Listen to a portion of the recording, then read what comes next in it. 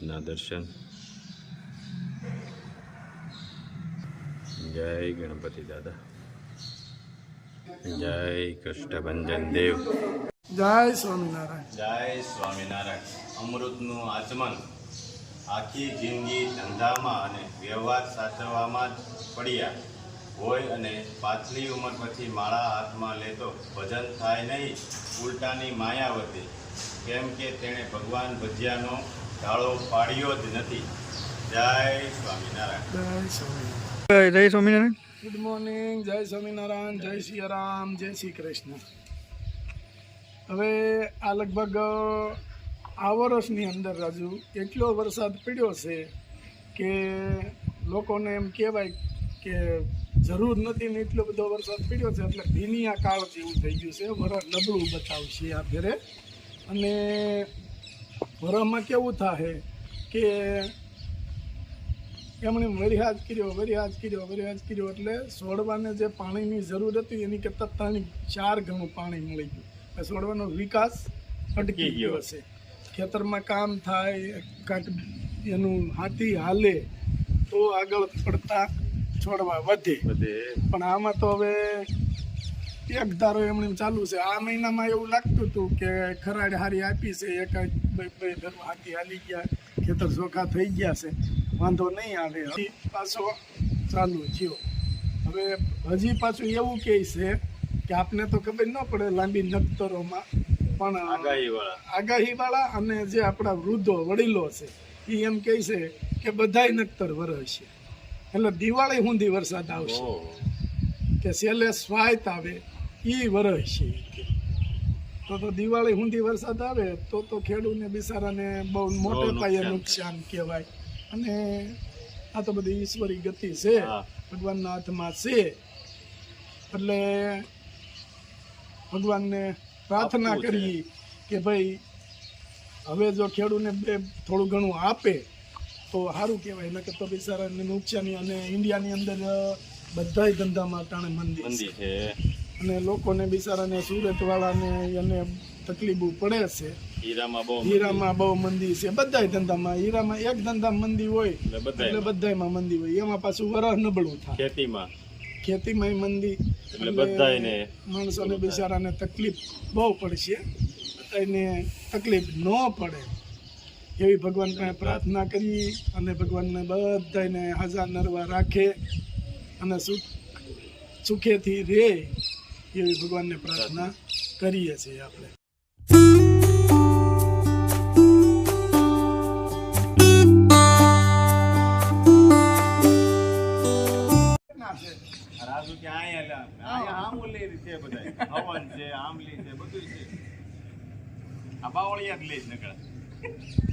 હું આમથી આમ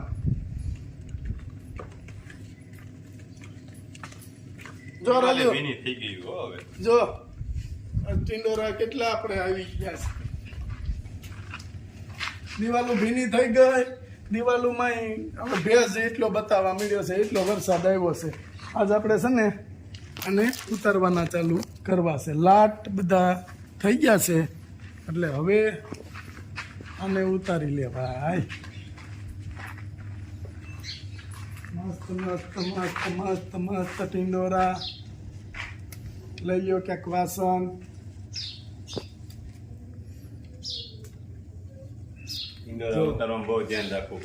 ટિંડોરા ઉતારવામાં ધ્યાન રાખવું પડે, કારણ કે આમાં પડકા વધારે પડે.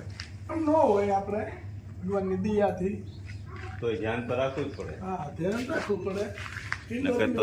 કેવા મસ્ત છે એકદમ. પડકા વધારે પડે ટિંડોરી વેલામાં.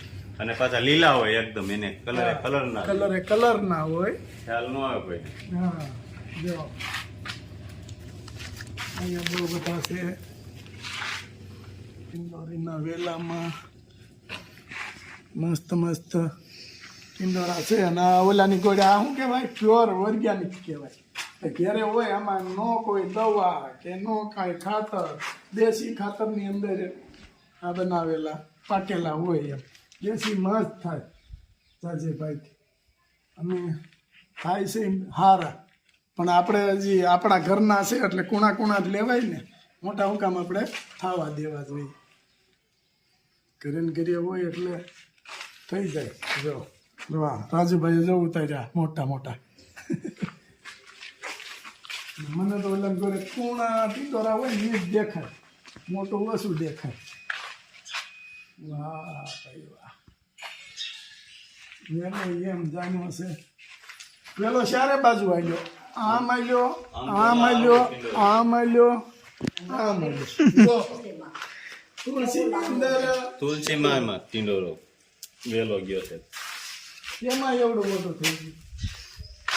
જો અહીંયા ત્યાં હજી રાજુ આ લઈ લે, જોઈ લે. જય સ્વામિનારાયણ. તુવેરને કર્મો દઈને સૂકવી દેવામાં આવી છે અને આપણે તુવેરની દાળ બનાવવાની છે. એટલા માટે તુવેર દાળનું કામ ચાલુ ભવડવાનું. જો ઘંટલામાં દેશી, આવી રીતના ઘંટલામાં ભવડવાની અને તુવેર દાળ કમ્પ્લીટ થતી જાય પછી સાળવાની અને સાવણીથી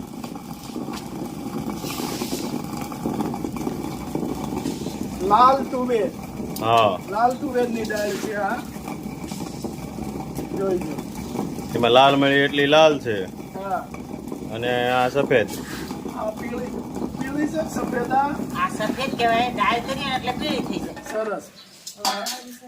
આ દેશી ઝીણી એકદમ અહીંયા ભવડવાનું, બા ચાલતા જાય છે કમ લે. પછી હજી એને ડોળ વીણવો પડે ને. હજી તો આમાં બહુ મહેનત છે. હા એને જો આખી નીકળે છે ને પાછી તડકે નાખવાની. હા, પછી પાછી દોડવાની, પછી વાવલવાની, પોટલી કાઢવાની, પછી એને ડોળ વીણવાનું, બાકી કમ્પ્લીટ થાય પછી દેવાની. થાય થઈ દેવાનું. અને દેશી તુવેર હોય અને ઘરની તુવેર દાળ કોઈને ખાવી હોય તેમાં કોક દાણામાં તો ડોળ રહી જ જાય. આમાં ગમે એમ આપણે વીણીએ ને તો આ દાણો આમ પડ્યો હોય એટલે આપણને ખબર પડે કે આમાં ડોળ છે તો આ લઈ લઈ. પણ સીધો દાણો પડ્યો એટલે ઓછામાં ઓછો 5% તો ડોળ રહે જ. પણ એ ડોળમાં કેવું થાય કે આપણે જ્યારે દાળ બનાવે ને બેનું ત્યારે પલાળે ઘડી, પછી આમ છોડી નાખે એટલે કોક ડોળ હોય નીકળી જાય કોક. પણ બને દાળ ત્યાં સુધી તો રેવા જ ન દેવી. બને ત્યાં સુધી ન રહે, પણ પછી તો કોક રહી જાય, કોક દાણો રહી જાય એમ. એટલે મસ્ત દાળ બને છે. મશીન જેવી ન થાય, ચોખ્ખી એમ. મશીનમાં તો પાછું બધું હાવ ચોખ્ખું થઈ જાય ને. પાલેશ કરી નાખે એ તો. હા, અને એના જે કઈ ખૂણો હોય એનોય નાશ કરે. એ તો હાવ પાલેશ કરી નાખે. આમાં આ જો આ દાળ બનતી હોય ગરમ થોડી થાય છે, થોડી ન થાય. તો ફૂલ ગરમ થાય, કઈ સાફ થાય. એટલે જો આપણે આ સૌરાષ્ટ્રની અંદર ઘેરે બધી દાળ બનાવવાનું કારણ શું છે ઈ. હા, અને એ તો આમ એટલું બધું ઓલું કરી નાખે ને, ગરમ કરી નાખે એટલે એમાં તો ડોળાઈ ન રહે ને, એના જે દાળના ગુણ હોય એ ન રહે, બધું રેડી. ખાલી મીઠી ન થાય ને એકદમ મીઠી આ થાય. કેટલા વર્ષ છે આ? હા. 12 વર્ષ છે, કોઈ દી તૈયાર દાળ નથી. હા તો એમ દર વર્ષે બનાવીએ. દર વર્ષે બનાવવાની, અને આ વર્ષે આપણે ઘરે જ બનાવવાની છે. આપણે રોજ દાળ ભાત જોતા હોય એટલે બનાવી જ બનાવી જ પડે. અને તુવેરની માંગી બહુ છે એટલે આપણે બધા માટે ઘરે બનાવીશું. હાવ ચાલુ કરી દેવાની જ છે હવે. દેવાનું છે જો, અને બધા ઘરના ને જ બનાવવાની છે એટલે 2-3 ગંટલા મેક દેવા છે લાઈનમાં. બવડવાનું 2-3. તમે ખવડજો. હા, હું બવડાઈ ને એ તો નવરા આવીશું તમે ભવડશો તમે તારે. નવરાશું ને તો હવે તમે ઓલું ઓડવું ને એવું રેડી કરજો ને, ભળ ન થાય એટલી, એટલે અમે ભવડશું તમ તારે. મસ્ત તુવેર દાળ બને છે લ્યો.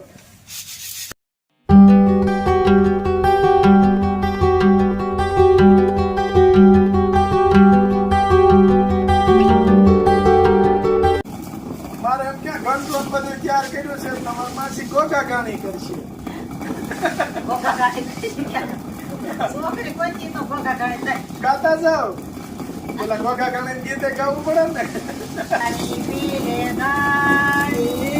અમારો ને તમારો ગાણી પીલે ગાણી રે, ગોગા ગાણી ગાણી પીલે અમારો ને ગાણી તમારો.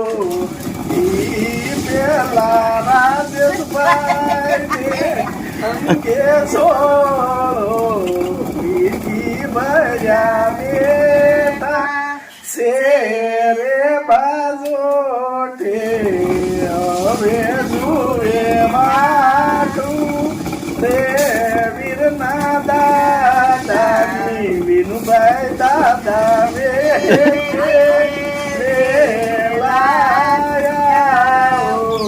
રાજેશભાઈ ને પાટે દીને ઉઠાડો. એક વાર તો બેહી લીધું.